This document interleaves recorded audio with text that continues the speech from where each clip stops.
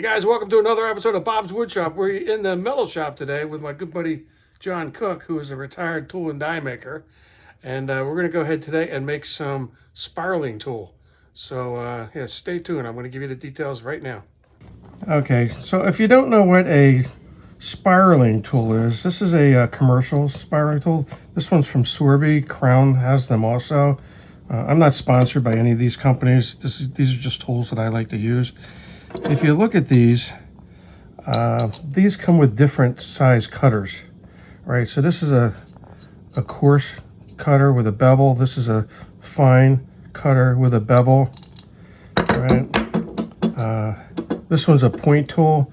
This is the one I made several years ago, and this is sitting here with very little side play. And this generates another type of pattern, and this is the one that I made today, and I had an extra fine cutter on there. And these cutters are available from a couple different sources, including at Amazon. I think Hartville Tool has them also. But these cutters are kind of pricey. I've seen these anywhere from $25 to $50. These types of complete tool are up to $100 and $115. So if you have the means, and you just want to buy the cutter and you have the ability to make a slot, which we're going to do today, and drill and tap a hole, you can save yourself some money, plus have a fun afternoon in the shop making something. So I'm going to go ahead and show you how we made this today, and so let's get started. Okay, so this one's about 8 inches. It doesn't have to be that long, but I'm going to go ahead and make this long because I actually have this. So let's go over the hacksaw and cut this to length first. That's a tough piece of metal. So we just want to make a dimple, and we're using a transfer punch in order to make the first little dimple so we can use the center drill to get that thing started. Here's what we're doing here. We're going back here, approximately 5/8 of an inch. And the piece is 3/4 of an inch. So it gives us an 1/8 of an inch plus the drill to make our slot. So we're going to center drill this and start our hole.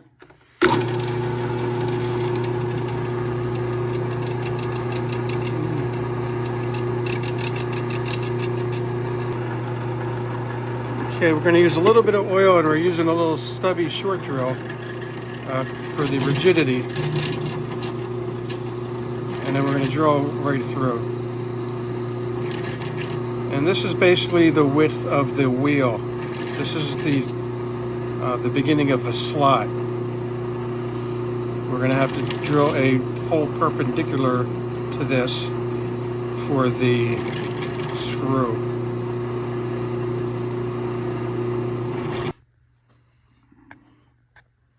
Okay, so that's the beginning of the slot right there.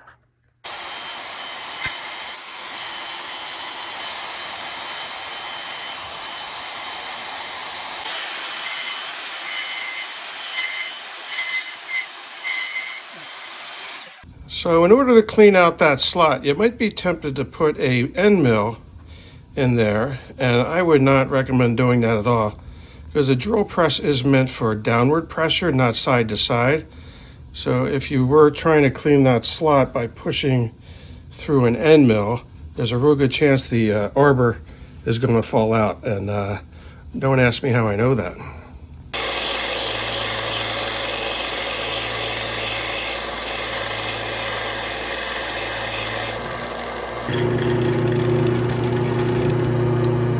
We're preparing to do the hole for the screw. So we're going to use the center drill again, and then we're going to use a 1/4 inch tap in order to get into this. In order to drill a 1/4 20 thread, you need a number 7 drill, and that's what this is. So now we're going to put some oil on it, and then we're going to drill it through.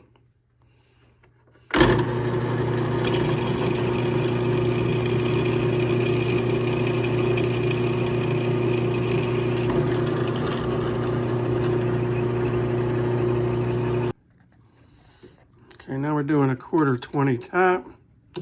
It's going to take a few minutes, so we'll be back to you. Try and put some oil in there. Okay, we reverted to the old tap wrench method. This should work a lot better.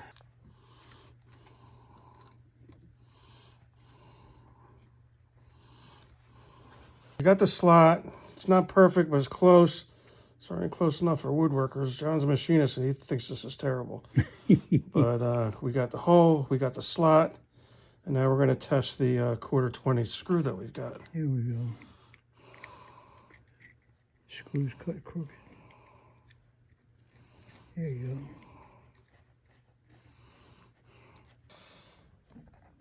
go. Okay, the problem that we have now is the hole in the cutter is 3/8, and we just drilled a 1/4 hole in the fork. So we have to make a little bushing now. And so John, put the wheel on the shaft there. So that'll fit there. Luckily, we've got a piece of steel that we don't have to turn that down. All we have to do is drill a hole in here and then cut it off to the width of the cutter wheel. And that's going to fit just fine on the fork then. Okay, we're going to use the same center drill that we used on the drill press to get the little dimple in there.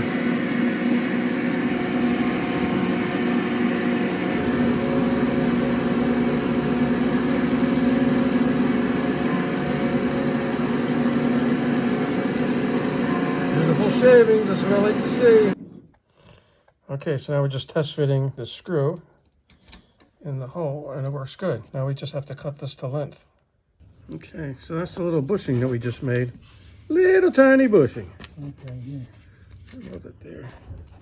Let's see if it fits inside the wheel. Here we go. Some high-tech machining today. Goes in the wheel to close the hole up. No, it doesn't fit in the hole. Here it goes. Screw goes in there. And we've eliminated all that oversized hole. Yeah, so now it's not going to wobble. All right. Yep. Okay. So this is the final fit. We did sand this off to make it a little bit more cleaner radius like the professional versions. Here.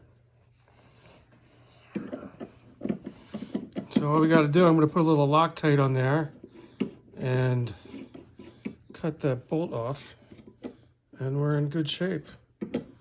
I say that's success. No wobble, just a tiny bit, and that's good. I think we're good. Wait. There's actually a little bit of play on the professional version too, but it is a spiraling tool, so I mean that's okay. All right, so that's how you make that. And like I said, I rounded this one off like this professional version. Okay, you see that, John?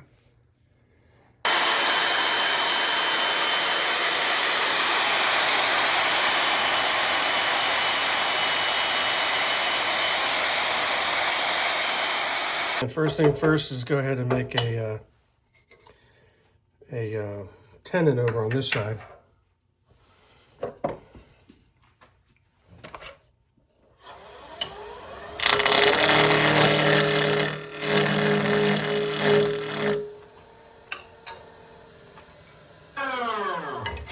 Oh baby, I love the smell of Paducah in the morning.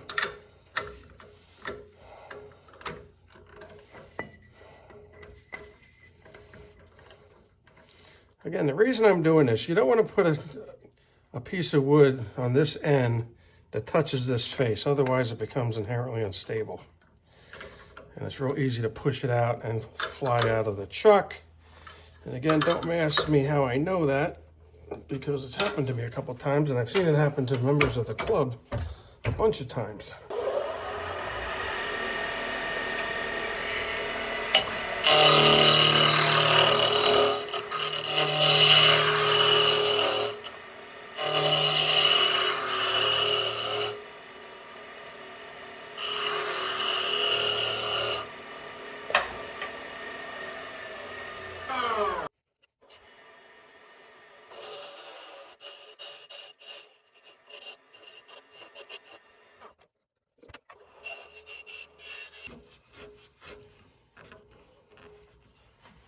Okay, now I can make the handle. Oop. Now I gotta drill a hole. Okay, we're gonna drill slow at around 700.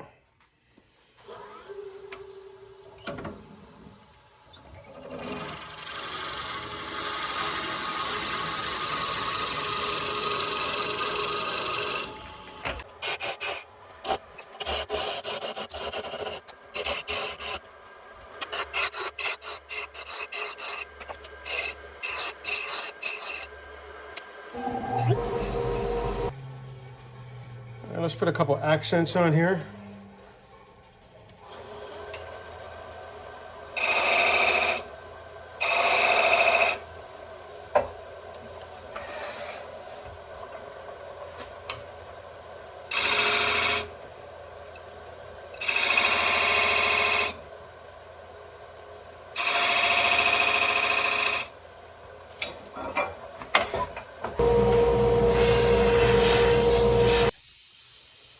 Okay, I'm gonna put on my Triple E polish. I really like this in combination with the Mylan's friction polish. Not sponsored by these guys. This is just my favorite finish. It's quick and durable and produces a very nice shiny finish. And we like shiny.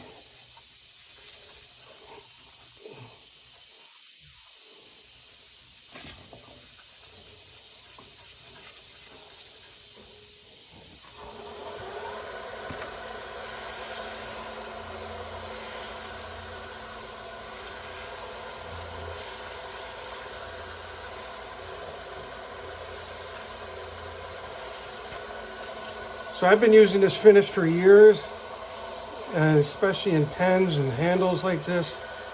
It's just very quick. Like I said, it's durable.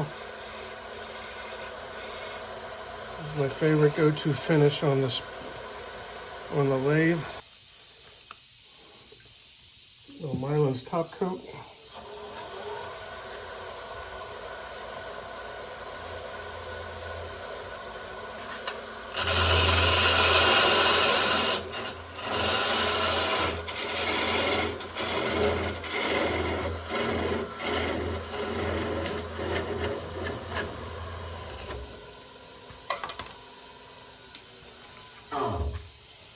And that, boys and girls, is how you make a very attractive, quick and easy tool handle. Nice piece of Paduke. Shined up the brass a little bit. Now all we have to do is insert the tool in here and test it out. I'm going to put this in. I'm going to do the epoxy a little later.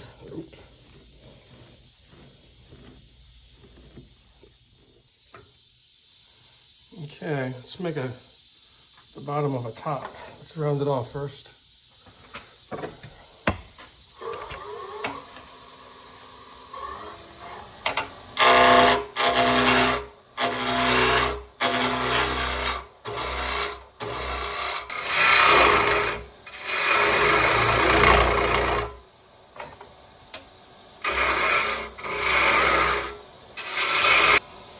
Well, let's see if the tool works now. Handed down a spiraling tool, freshly minted. There's all different ways you can do this, different speeds. I'm going to try that like this. I'm going to change the angle a little bit. Change the angle again.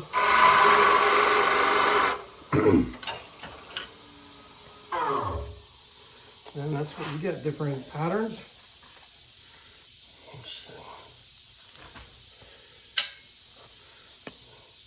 Put a little color on this.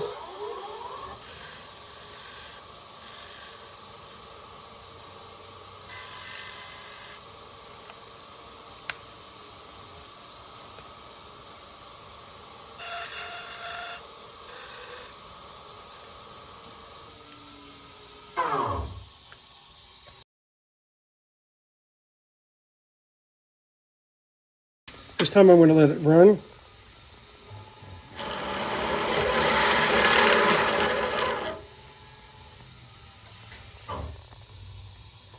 So that's a different pattern. So it depends on the angles, and if you do spot or let it run like I just did, so that's another pattern we can do. Right, and you can always accent that just a little bit by putting something like this in here. I'm going to use a point tool.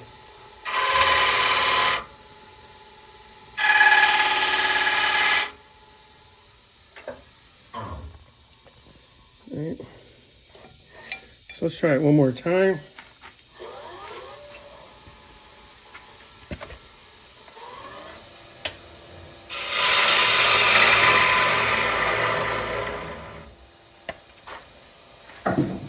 It's very fun to experiment with this, especially on a cold winter day like today.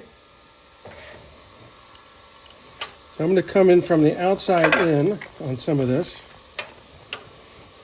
Hold it nice and tight. And I'm going to come from the inside out.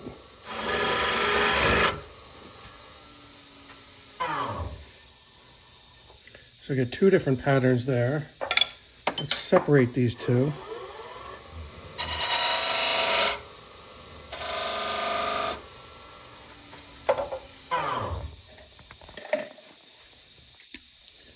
So that's even a third pattern.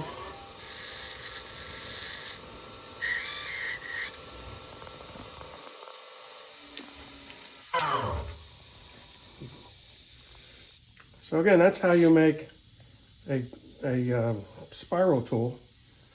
Again, the commercial version is about $110, $115, depending where you buy it. You can buy these from different woodworking sources, or you can just find a wheel. And if you got the means to cut a slot and drill and tap, you can make your own. And it's quite a bit of fun to make your own tools. So that's how you do it. So that's about it. That's going to be a wrap for this episode of Bob's Woodshop.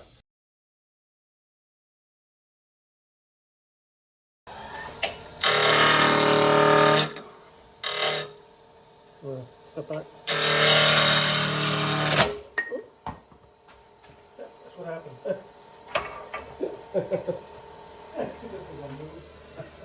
I'll put that in the video. That's what I'm talking about.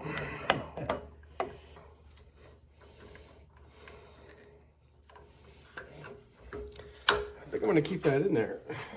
I think the problem really, I didn't have that tight enough. But that's what happens, guys.